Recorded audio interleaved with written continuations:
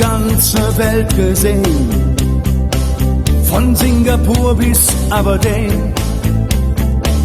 Wenn du mich fragst, wo's am schönsten war, sage ich Sansibar. War ne harte Überfahrt, 10 Wochen nur das Deck geschrubbt, hab die Welt verflucht, in den Wind gespuckt und salziges Wasser geschluckt.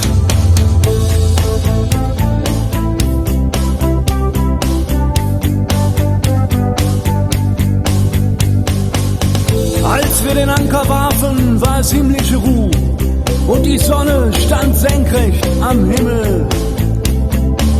Als ich über die Reling sah, da glaubte ich zu träumen, da waren 1000 Boote und sie hielten auf uns zu.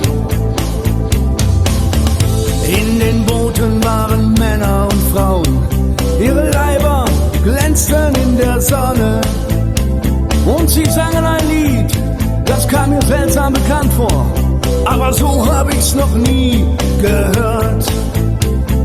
So hab ich's noch nie gehört.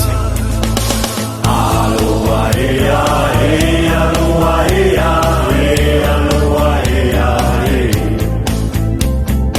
Aloha, ea, ea, aloha, ea, ea, aloha, ea, ea.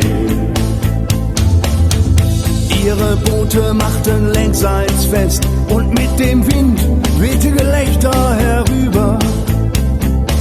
Sie nahmen ihre Blumenkränze ab und warfen sie zu uns herüber.